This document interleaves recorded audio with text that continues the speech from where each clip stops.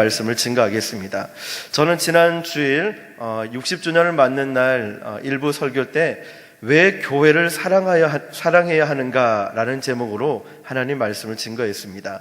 왜 우리가 교회를 사랑해야 할까? 성경에서 찾아보니까 주님께서 핏값으로 세우신 교회이고 또 주님께서 사랑하시는 교회이고 뿐만 아니라 교회를 통하여 하나님의 역사가 일어나기 때문에 우리가 교회를 사랑해야 된다라는 것을 보게 되었습니다. 그리고 저는 우리 교회가 60년이라는 정말 긴 세월 동안 하나님께서 우리 교회를 지켜주시고 보호해 주시고 지금까지 인도하여 주셨는데 제 마음속에 기도하면서 앞으로 우리 교회가 이런 세계의 비전을 가진 교회가 되었으면 좋겠다라는 마음을 품고 하나님 말씀을 또 증거하도록 하겠습니다. 우리 한번 옆 사람에게 이렇게 나눕시다. 비전은 우리의 미래입니다.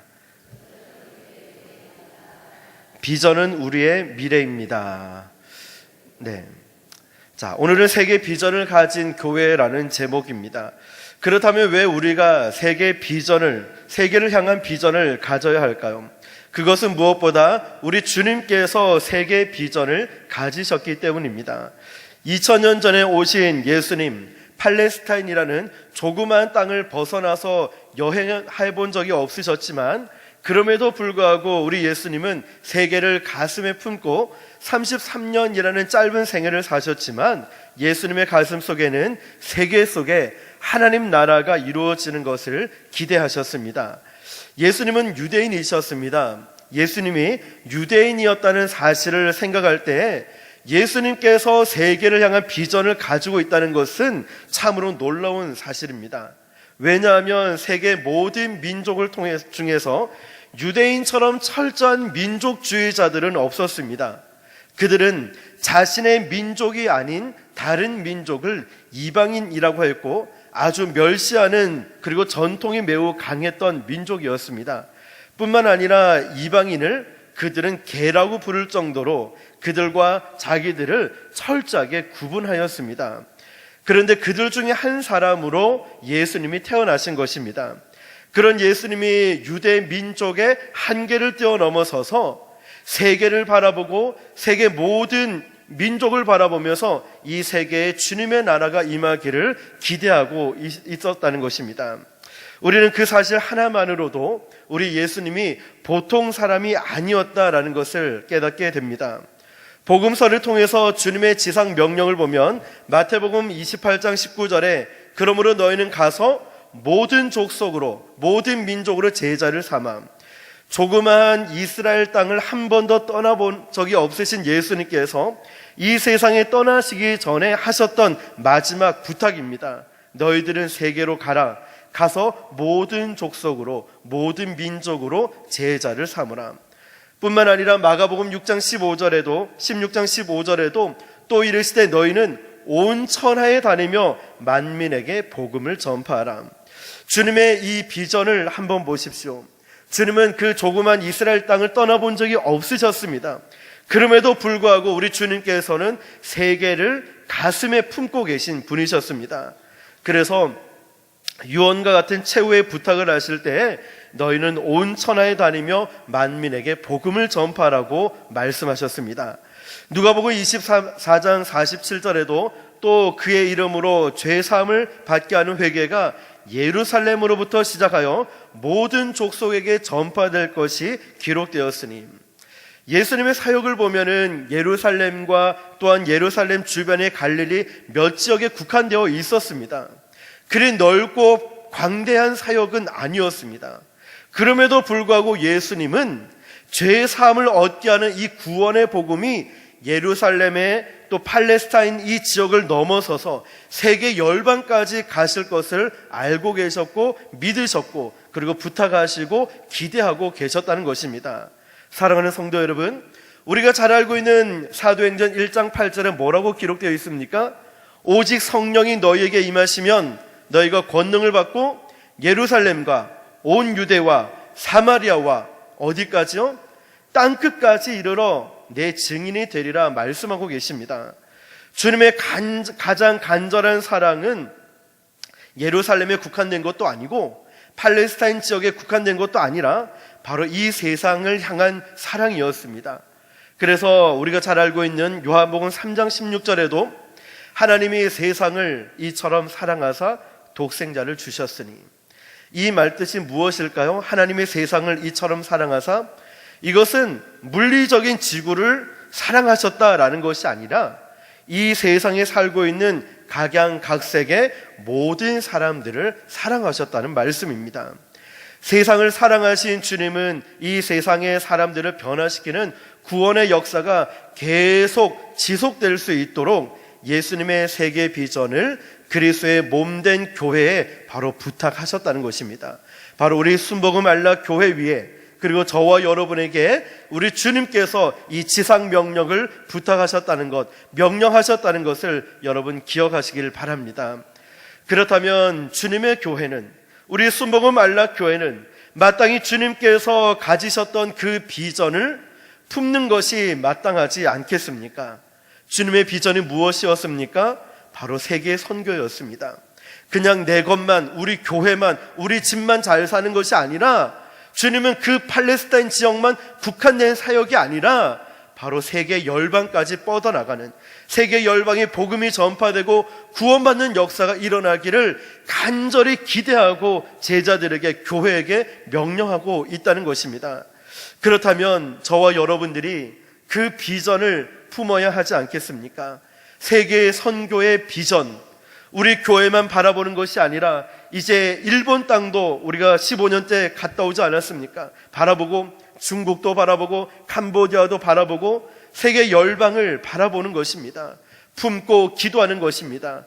앞서 우리가 인사를 나누었습니다. 비전은 우리의 미래입니다. 우리가 꿈을 꾸고 우리가 비전을 갖는다면 그 비전대로, 그 꿈대로 우리 교회 위에 이루어짐을 믿으시길 바랍니다. 이번 장에서 성경에 나타난 모든 초대 교회들 가운데 가장 아름다운 교회는 수리아의 안디옥 교회입니다.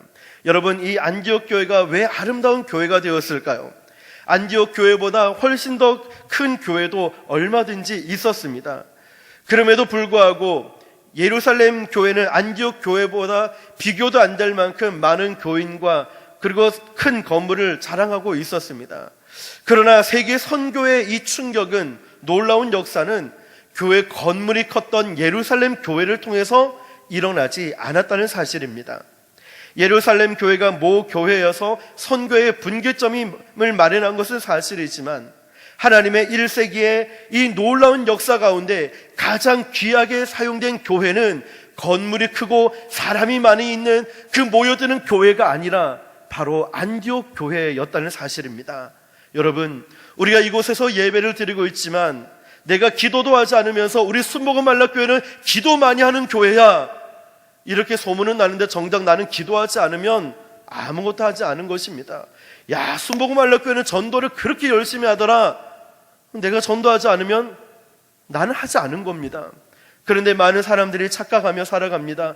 그 교회는 봉사를 많이 하고, 그 교회는 예배가 너무 뜨겁고, 그 교회는 어떤 교회더라 소문이 났는데 마치 그것이 내가 하고 있는 마냥 나는 참여도 하지 않으면서 착각하고 있다는 것입니다. 여러분, 안디옥 교회를 보십시오. 예루살렘 교회보다 크지는 않았습니다. 성도 수도 많지 않았습니다. 그럼에도 불구하고 하나님은 안디옥 교회를 사용하셨습니다. 왜냐하면 이 교회는 하나님께서 간절히 기대하고 원하고 계시는 세계 비전을 가지고 있었기 때문입니다. 할렐루야. 우리 교회도 이 안디옥 교회처럼 정말 이 세계 열방을 바라보는 눈이 열리고 주님 앞에 귀하게 쓰임받는 교회가 될 수 있기를 주님의 이름으로 간절히 축복합니다. 우리 교회가, 그리고 저와 여러분들이 가장 아름다운 교회상이 있다면 이 세계 비전을 가지고 있던 안디옥 교회가 아닐까 생각해 봅니다. 여러분, 어떤 성도님은 기도하실 때 다른 것은 별로 뜨거워지지 않은데 세계를 위해서, 선교사님을 위해서, 북한을 위해서 기도하자고 하면 그때 기도가 터지는 거예요. 얼마나 뜨겁게 기도하는지 모릅니다. 그분은 가슴에 세계를 품고 있습니다. 얼마나 아름다운 모습입니까? 우리 청년들도 보십시오. 일본뿐만 아니라 캄보디아도 가고, 그리고 정말 세계를 품고 나아가는 청년들 얼마나 감사하지 않습니까? 여러분, 어떤 교회가 세계 비전을 품는 교회일까?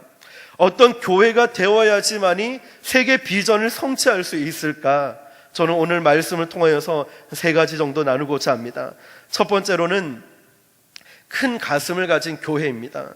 이 큰 가슴이라는 것은 그런 큰 가슴이 아니라 마음이 넓은, 이 마음이 크다라는 그런 가슴이라는 것입니다. 영어로 표현하면 big heart. 안디옥 교회는 이처럼 큰 가슴, 넓은 마음을 가진 교회였습니다. 왜냐하면 이 교회는 성도들이 귀족도 있었고 평민들도 있었습니다. 그들의 신분과 계급은 아주 다양했습니다. 그럼에도 불구하고 그들은 신분과 계급을 뛰어넘어서 하나의 비전을 공유하고 있었기 때문입니다. 바로 세계 비전. 주님이 우리 교회에 부탁한, 주님이 이 땅의 교회에 부탁한 세계 열방까지 나아가서 복음을 증거하는 그 교회가 되어야 하겠다. 바로 세계 비전을 공유하고 같은 목표를 갖고 있었기 때문입니다.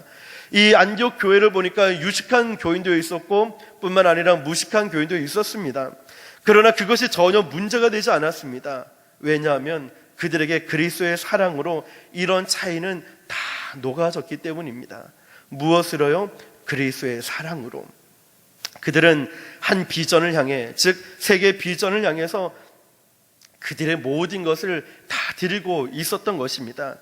여러분, 그리고 그 안디옥 교회는 흑인도 있었고 백인도 있었습니다. 그러나 역시 그 교회는 인종의 문제를 뛰어넘을 수 있었습니다. 그들은 이런 인종이나 그런 작은 문제에, 그런 민감한 문제에 집중하지 않았습니다. 그보다 더 큰 관건인 세계 비전을 품고 있었기 때문입니다. 세계 비전을 향해서 그들은 한 마음이 되었고 같은 뜻이 되었고 일치된 정신을 가지고 복음을 증거하고 있었습니다.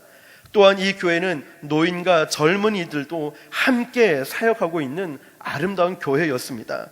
다시 말하면 이 교회는 젊은이와 노인들, 흑인과 백인, 유식한 사람, 무식한 사람, 그리고 귀족과 평민, 부자와 가난한 사람을 함께 모두를 끌어안을 수 있는 큰 가슴, 넓은 마음을 가진 교회였습니다. 사랑하는 성도 여러분, 앞으로 우리 교회가 이런 교회가 되길 축복합니다. 우리 서로 만날 때마다 서로 신분이 다양하고 또 다른 것도 다를 수 있고 생각도 다를 수 있습니다. 이해가 되지 않는 일도 있을 수 있겠지만 그리스도의 사랑으로 세계 비전을 품고 모두를 끌어안을 수 있는 저와 여러분 되시기를 주님의 이름으로 축복합니다. 그러면 안디옥 교회의 구성원은 어떤 사람이었는지 한번 말씀 본문을 찾아보면서 구체적으로 살펴보겠습니다. 1절을 한번 보십시오. 1절에 보니까 안디옥 교회에 선지자들과 교사들이 있으니 곧 바나바와 니게르라 하는 시므온과 구레네 사람 루기오와 분봉왕 헤롯의 젖동생 마나엔과 및 사울이라.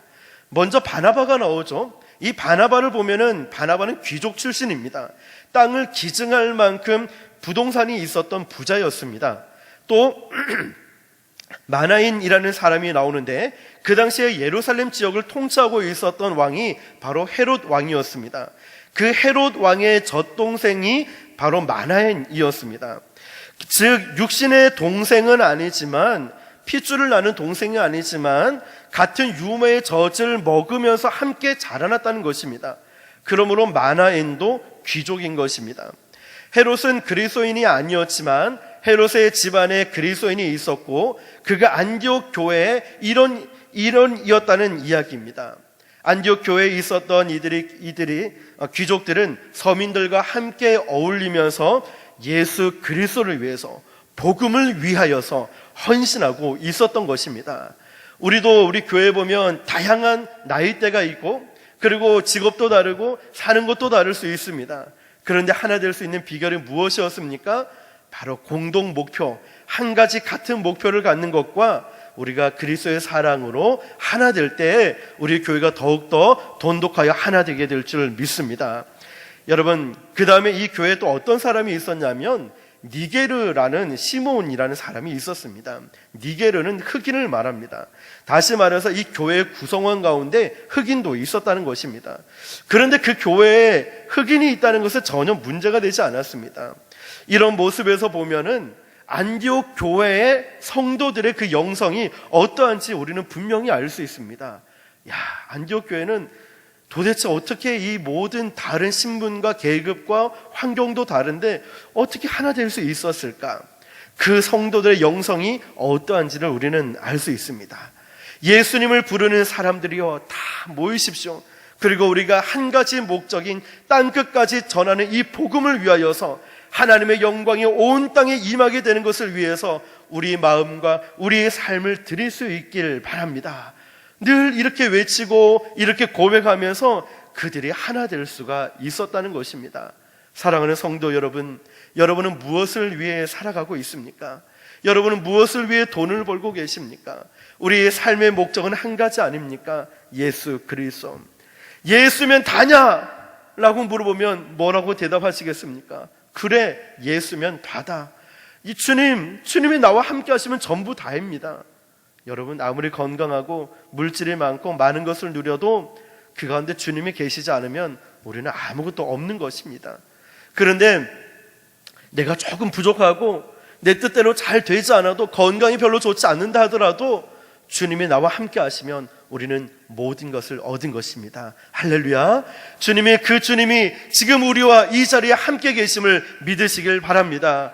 여러분, 안디옥 교회가 그 교인들이 하나 될 수 있는 비결은, 그 영성은 바로 그리스도의 사랑으로 세계 비전을 갖고 있었습니다.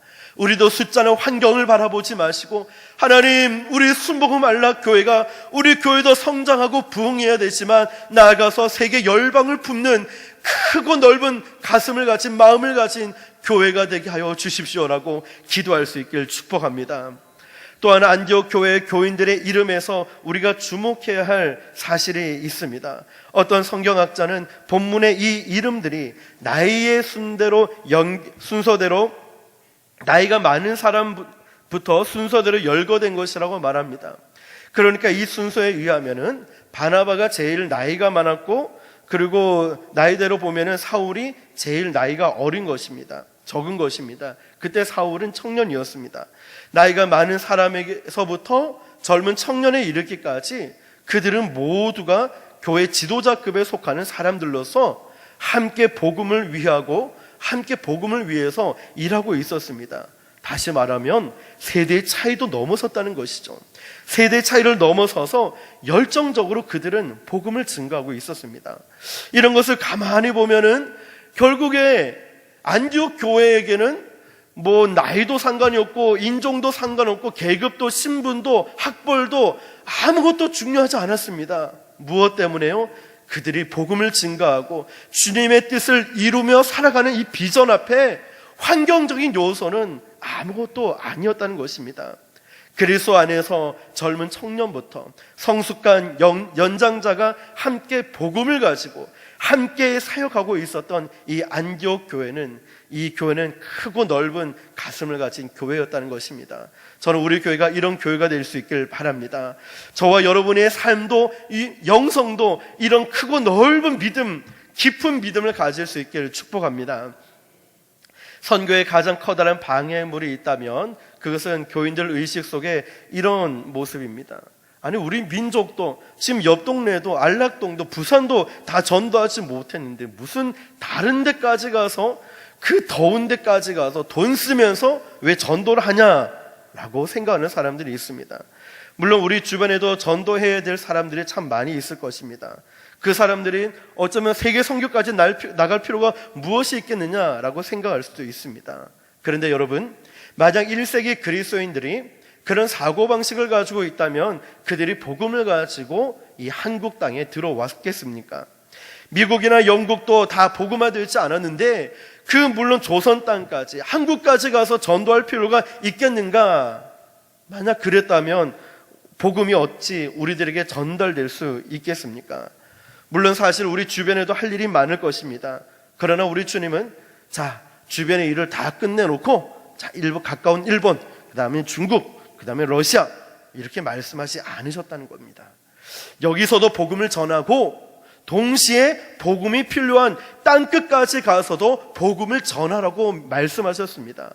우리 한국교회가, 우리 교회가 절대적인 이 명령 앞에 순종하기 위해서는 우리 모두가 세계 비전을 갖고 또 크게 바라보고 크게 생각하고 크게 말할 수 있기를, 그런 교회가 될 수 있기를 예수님의 이름으로 축복합니다. 두 번째로 우리가 세계 비전을 가진 교회가 되기 위해서는 살아있는 예배가 있어야 됩니다. 우리 교회가 세계 비전을 갖기 위해서는 바로 그곳에서 생동하는 예배, 예배 한 번 드려도 가슴이 찡한 예배, 예배 한 번 드리는데 내 마음이 울렁이고 내 마음에 감동이 돼서 어찌할지 모르는 그 예배 말입니다. 예배를 드리는데 성령이 운행하시는 그 예배 말입니다. 오늘 이 말씀은 하나님이 나에게 주셔서 좋은 밭이 되어 있어야 돼요. 좋은 밭이, 내 믿음 밭이, 사람의 말로 받는 것이 아니라 하나님의 말씀으로 받을 수 있는 이런 영성, 이런 믿음 말입니다. 하나님, 이 예배 들을 때마다 하나님의 음성이 들려오기 시작하는 거예요. 그렇구나, 주의 말씀대로 내가 순종하지 못했구나. 하나님의 음성이 들려오는 거예요. 예배 들을 때마다 가슴이 찢어질 정도로 죄에 대해서 아파하기 시작하는 거예요. 예배 들을 때마다 하나님의 임재하심을 뜨겁게 경험하는 거예요.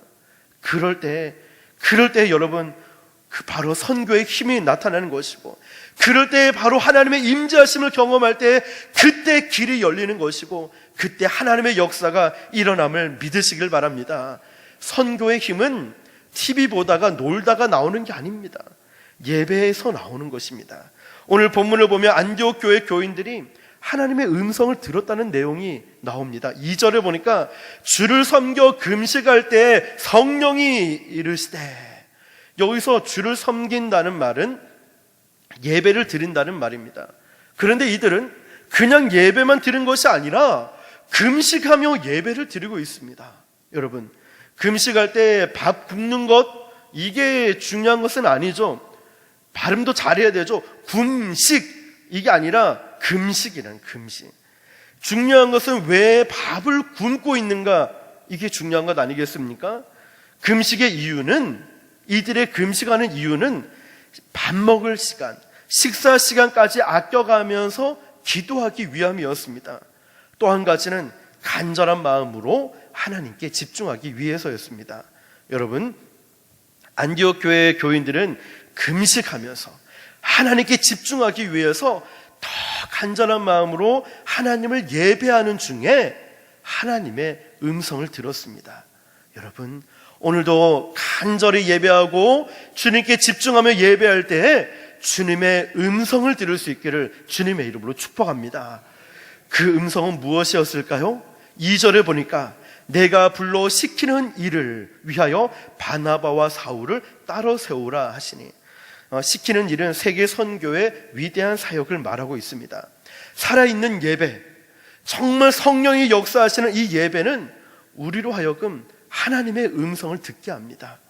그리고 하나님의 음성을 듣는 자마다 하나님의 간절한 소원이 선교를 위해서 헌신하지 않을 수가 없습니다. 여러분, 예배가 죽어 있으면 선교도 죽는 거예요. 예배가 죽어 있으면 전도도 죽습니다. 예배가 죽으면 내 삶도 피폐해질 수밖에 없습니다. 그러므로 가장 먼저 우리가 회복되어야 될 것은 예배라는 거예요. 예배를 통하여 목숨을 걸 수 있어야 돼요. 너무 근성이 떨어진 것 아닙니까? 예전에는 예배 드릴 때 목숨 걸고 예배하고, 예배 끝날까봐 직장 마치자마자 뛰어서 예배 오고, 어떻게든 새벽 제단을 쌓고 어떻게든 주의 전을 사모하는 마음으로 달려왔는데, 이제는 한 번 빠지면 어때? 너무나 이 믿음이 약해지지는 않았습니까? 너무나 신앙이 너무나 편의주의로 따라가는 것은 아닙니까? 여러분, 예배가 죽으면 내 인생도 피폐해질 수밖에 없고, 예배가 식어지면 내 인생의 열정도 식어질 수밖에 없어요. 예배 누구 때문에 은혜 못 받아서? 아닙니다. 내 믿음이, 내 마음이, 내 영성이 내 탓이죠. 내가 주님 앞에 겸손히 간구하고 좋은 밭이 되어서 주의 음성을 들을 수 있어야 되는데, 여러분, 성령 충만한 예배가 있는 곳에는 주의 음성이 들려옵니다. 그곳에 우리를 부르시고 우리를 보내시는 하나님의 음성을 듣고, 그러면 어떤 분은 주의 음성을 듣고 뛰쳐나가서 복음을 증거하지 않습니까? 선교의 일을 감당하지 않습니까? 내가 먼 곳에 나가지는 못해도 선교사님을 후원하며 또 세계 선교에 불타는 열정을 가지고 기도하지 않습니까? 먼 곳에 나가지는 못하지만 기도하지 않습니까? 여러분, 우리 교회에서 파송된 나가서 선교하고 있는 우리 타지키스탄의 전수지 선교사님, 그리고 중국의 조은영 선교사님 지금 입국에 있지만 혹시 선교 헌금을 작정하다가 아직 중단하고 계시면 다시 시작하시고 그들을 위해서 계속 기도하시고 후원하시기 바랍니다. 얼마나 정말 외롭고 힘든 싸움을 하고 있습니까? 주님 바라보면서. 그러므로 우리는 선교사님을 위해서 기도하면서 계속 그들을 위해서 후원도 할 수 있어야 됩니다. 여러분, 예배를 영어로 서비스라고 합니다. 서비스라는 이 단어는 섬김이라는 말로도 번역이 됩니다. 다시 말하면 예배를 제대로 드려야 하나님을 섬길 수 있다는 말입니다. 예배 한번 잘 들어보십시오. 정말 집중해서 예배 드리고 정말 내 마음을 다해서 주님께 집중해서 한번 예배 드려보십시오. 찬양 한 소절 한 소절 부를 때마다 오늘 내가 마지막 찬양의 예배, 오늘 마지막 드리는 예배다라는 심정으로 한번 예배 드려보십시오. 눈빛이 달라집니다. 마음가짐이 달라지고요. 얼마나 소중한 예배가 되겠습니까? 선교를 한다는 것은 주님을 섬긴다는 것입니다. 섬김은 영감 있는 이 예배에서부터 시작이 됩니다. 사랑하는 성도 여러분, 예배를 통하여 정말 주님을 만나고 주의 음성을 듣고, 그리고 이 예배에 이 예배 드리는 예배 때에 정말 주님을 깊이 체험할 수 있는 저와 여러분 되시기를 주님의 이름으로 축복합니다. 이사야서 6장 1절에 보니까 우시아 왕이 죽던 해에 이사야가 성전에 들어가서 하나님의 보좌를 향해서 예배를 드립니다. 그때 천사들의 찬양 소리가 들립니다. 거룩하다, 거룩하다, 거룩하다. 이 천사의 찬양 소리를 들으면서 이사야는 보좌에 앉으신 주님을 바라봅니다. 거룩하신 주님을 바라보는 순간 이사야는 상대적으로 거룩하지 못한 자신의 죄를 발견하면서 애통하며 회개를 쏟아냅니다. 이사야 6장 5절에 보니까 화로다, 나여 망하게 되었도다. 나는 입술이 부정한 사람이요, 나는 입술이 부정한 백성 중에 거주하면서 만군의 여호와이신 왕을 배웠음이로다. 주님을 바라보니까, 주님을 만나니까 자신이 얼마나 죄를 지었는지, 얼마나 더러운 죄를 지었는지, 화로다, 화로다, 나여 망하게 되었도다. 나는 입술이 부정한 자다, 나 어떡해, 이렇게 고백하게 된다는 거예요. 여러분, 아직도 혈기가 남아 있습니까?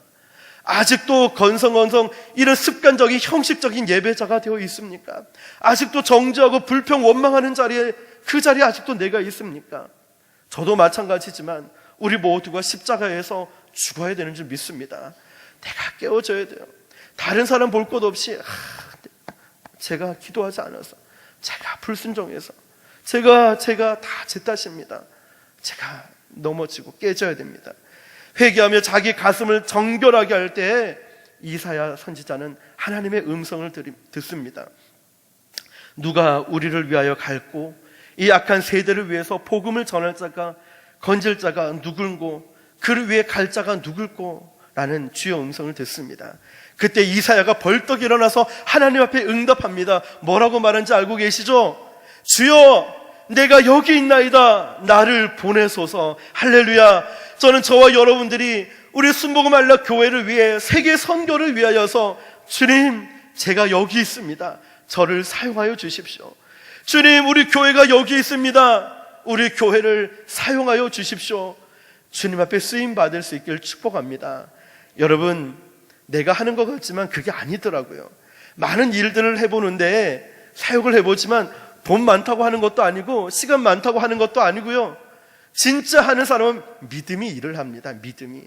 내 안에 믿음이 있으니까 주여, 일단은 순종하고 보겠습니다, 나가는 거예요. 일은 누가 하십니까? 하나님이 하시더라고요. 여러분, 제가 일본 선교 갔을 때 이제 몇 번을 갔지만 여전히 일본어가 잘 되지는 않습니다. 한국말도 제대로 못하는데 어떻게 일본어를 잘하겠습니까? 가는데 어떤 일이 있는지 아십니까? 그래도 목사인데 잘하는 척은 해야 되지 않겠습니까? 그래도 이제 전도팀을 또 담당하고 있으니까 전도지를 갖고 갔습니다. 일단은 갔습니다. 하나님께서 어떻게 역사하시는지 아십니까?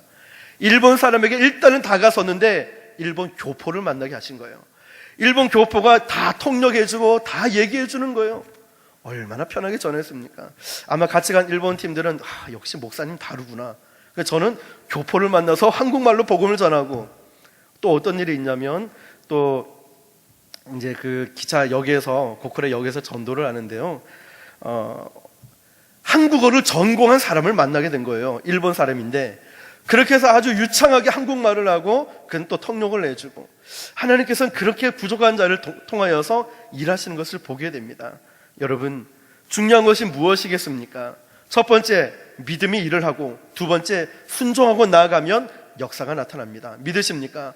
오늘도 주님이 여러분에게 물으실 때, 순복음 알라 교회를 위해, 세계 선교를 위해 누가 갈고 할 때, 여러분 환경 신경 쓰지 마시고, 주님 제가 여기 있습니다, 저를 사용하여 주십시오. 순종하고 나아가면 역사가 나타납니다. 할렐루야. 순종하고 나아갈 때 하나님이 일하십니다. 믿으십니까? 우리 주님이 원하시는 것은 바로 행함이 있는 믿음이라는 것입니다. 그래서 예배 드리다가 내가 선교하러 가야 되겠다, 예배를 드리다가 내가 저 집사님 찾아가야 되겠다, 예배 드리다가 내가 세계 선교 헌금을 해야 되겠다, 예배를 드릴 때 그 뜨거운 감격 가운데 주님이 주시는 비전을 갖게 된다는 거예요. 여러분, 비전이 무엇입니까? 계속 아까도 말씀드렸죠. 우리의 미래라는 거예요. 비전은 우리의 미래라는 거예요. 여러분, 모세도 처음에 두려워서 못 갑니다. 저는 말할 줄 모릅니다. 내 형 아론이 있지 않느냐. 하나님이 계속 설득하며 나아갔습니다. 그래서 결국 하나님 앞에 쓰임 받는데, 모세가 처음에 출애굽할 생각을 했겠습니까? 그 백성들의 신음소리를 듣고, 하나님 우리 백성들이 힘들어합니다. 기도의 자리 나갔습니다.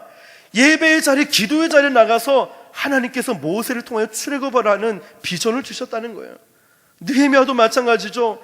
느헤미야도 그 백성들의 신음소리를 듣고 처음부터 성벽 재건하는 마음이 있었겠습니까?